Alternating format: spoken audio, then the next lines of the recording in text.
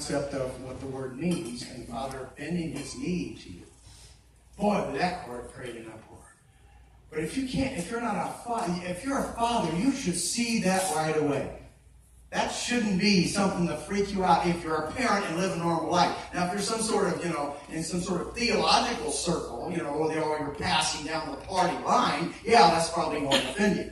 But if you understand how natural life works, any father loves to be able to approach his children and offer them gifts and bend down to his little children. Instead of standing up here and go, okay, get on a stool and stand up here next to me, son. No, he bows down to his children, gets on his knees and offers his children gifts. And there's nothing that makes him cry and please more than the children express themselves in appreciation for the gifts their father gives them. So when you think of God blessing, that's the image that you should get. In this Sukkot right here, he's down on his knees for all of his people across this world that are observing this feast. And he wants so to give us gifts throughout everywhere this is being observed. That's how he blesses us. That's what he's doing. 1 Corinthians, the first man, Adam, was made a living soul. The last Adam was made a quickening spirit. So we have that, not that which is first is spiritual, but that which is natural. Then that which is spiritual. Once again, what does the Bible start with? Natural things, not supernatural things. The Bible starts with the natural things of creation. Seek ye first the kingdom of God and his righteousness, and all these things will be added unto you. Some of these notes are for other things, so pay no attention to that.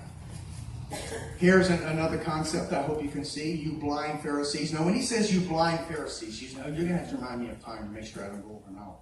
Okay? He's not saying, speaking to Jews. So you Jews over here, what he's saying is you religious people. Okay, so when it says Pharisees and Sadducees, he says all you religious folk out there. You strain in a gnat and swallow camel. You know that one. He says, clean first that which is within the cup and platter, that the outside will be clean also. Here, if you remember, he says, you tie the mint and cumin and anise, which is right out of the Torah. The Torah says they should tie the mint and cumin and anise. But you omit the weightier matters of the Torah. You know what that's all about. It's justice, mercy, and faith. And so I believe Yeshua is about to say some things anticipating that man will turn around and say, hey, this whole idea of cleaning the outside of the cup, that's done away with. We're just cleaning the inside of the cup now. And he knew religious folk would turn around and do that.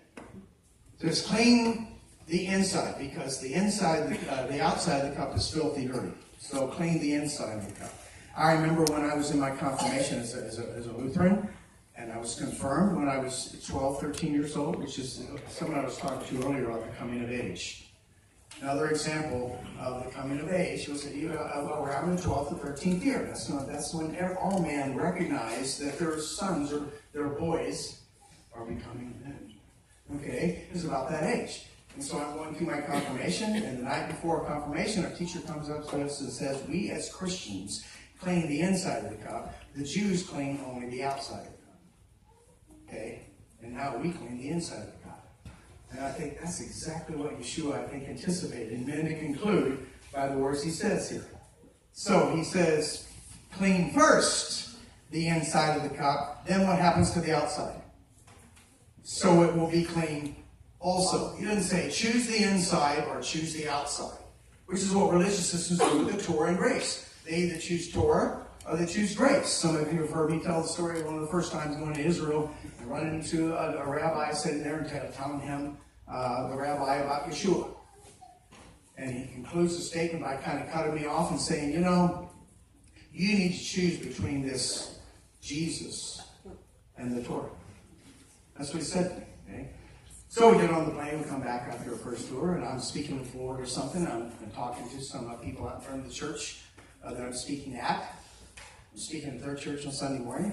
Put people out front, and I'm telling them about the Torah. And they turn to me and says, you need to choose between Jesus and the Torah. Okay? I mean, both religious systems are telling me the same thing. You need to choose between the two. See, that's that Greek concept that both have inherited. Jeremiah, from the fathers. We've inherited some things from our fathers that aren't good. And that's that Greek thinking that everything's either this or everything's either that. And if you don't believe in this, then automatically you believe in that. That makes any sense, Karen, what I just said. Okay. So Yeshua anticipates this. He says, no, you can't clean the outside until you clean the inside first. And once you get the inside clean, the outside's going to be a piece of cake. Did I express the baseball thing with my dad? I didn't have the motivation. Did I talk about that? A little bit? Yeah. My father wanted me to be a baseball player, and he wanted me to play for the Cardinals, and he went out in the field and taught me how to play baseball. But I eventually failed at it because it wasn't here. My father was teaching me all the things that I should do on the outside. But one thing my father couldn't teach me. He couldn't teach me passion, dedication, and commitment. You can't teach your children that. That's going to be a gift from God, and not a good works lest any man should boast.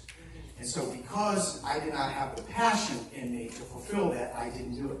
What was in me at that time was to be a rock star, right? Okay? So I had that in me. That's what I really wanted to do, and I, kind of have successfully fulfilled that. But we need to teach the next generation. If you have something in your heart and you really are committed to it, you will do it. You need to encourage the children to follow through and do this. But if they do things half-hearted, this is the reason why we say that word, I guess. If it's only half-hearted, or if it's just something someone's forcing them to do and they don't have it here, they're going to rebel, they're going to run the other way, they're going to substitute it with something else, which is what I did.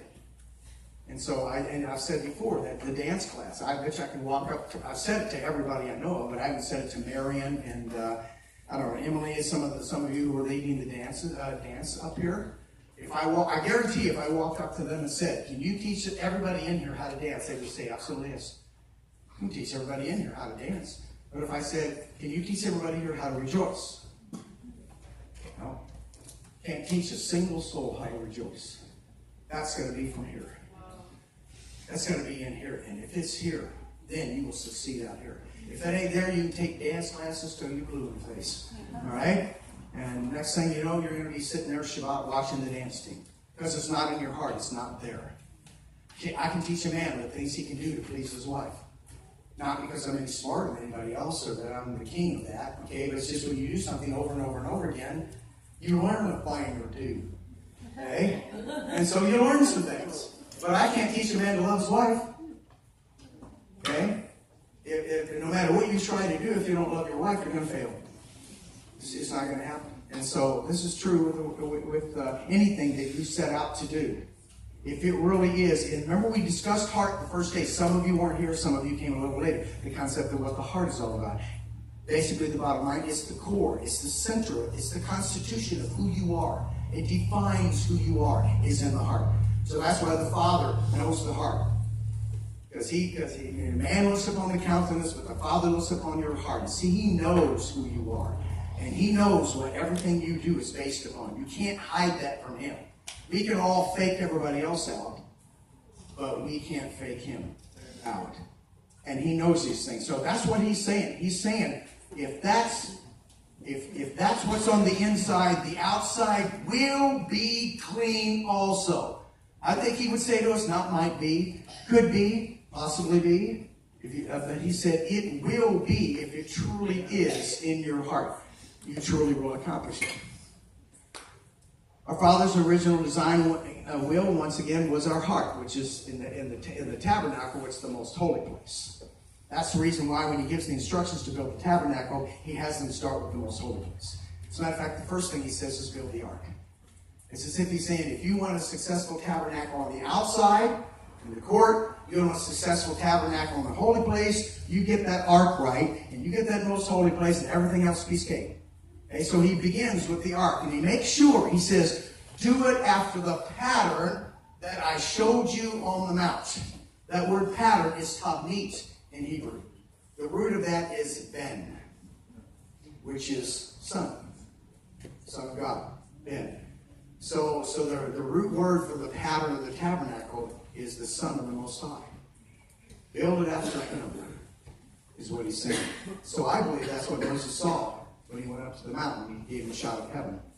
He saw the Son of the living God up there. The Son of the living God. He says, I want you to build on earth what you just saw in heaven.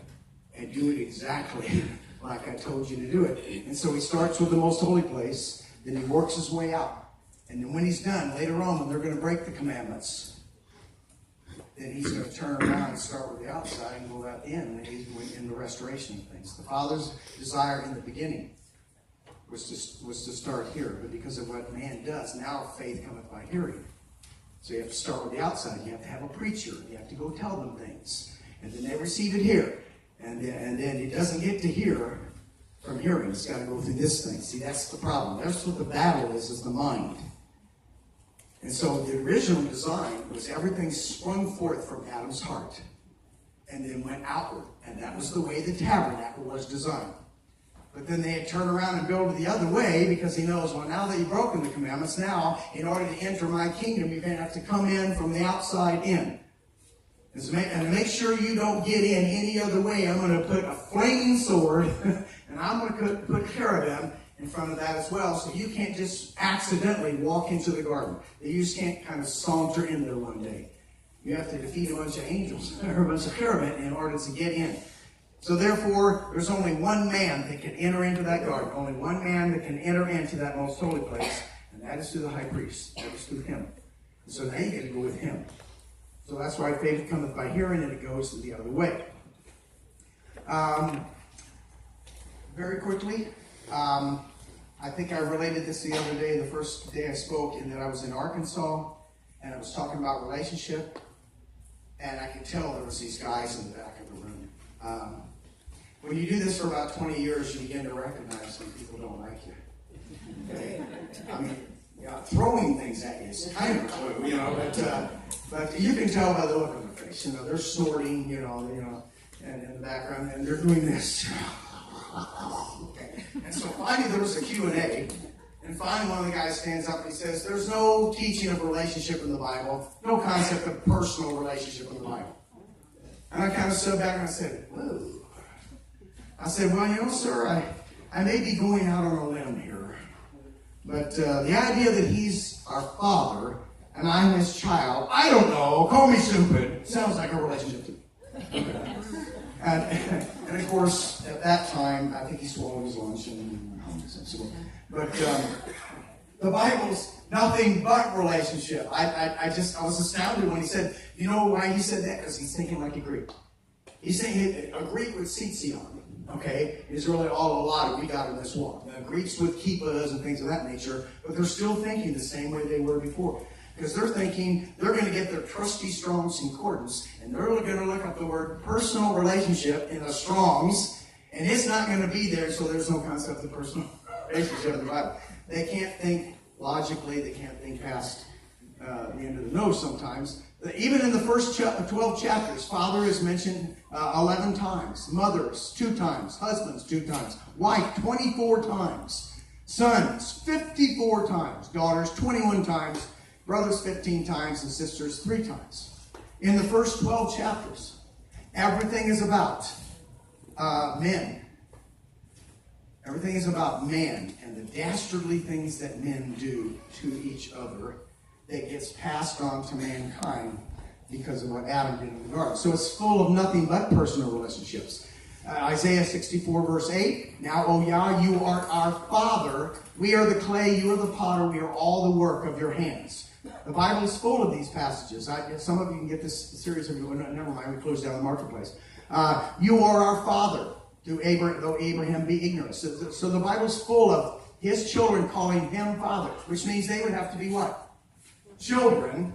If he's the Father, then they're the children. Do not require this, Yah, O foolish people. Is not he thy Father that had bought thee? My Father, thou shalt not turn away from me. Let's go on. I got other things to do. Exodus 4:22. You shall say unto Pharaoh, thus saith Yahweh, Israel is my son. I don't know. Him being the father and Israel being his son. Does that sound like a relationship to you? Yeah. Am I going out on a limb here? Let's go on past this. What was that? I passed it too quick. You are the children, I am the Father. I wanted to give you some rabbinical examples. Remember, I only quote the rabbis when the rabbis agree with me. Okay, remember that. And so I'm doing this because they see the same thing. Luke chapter 11, verse 12, our Father, that ought to be pretty clear, who art in heaven, hallowed be thy name. We're going to go past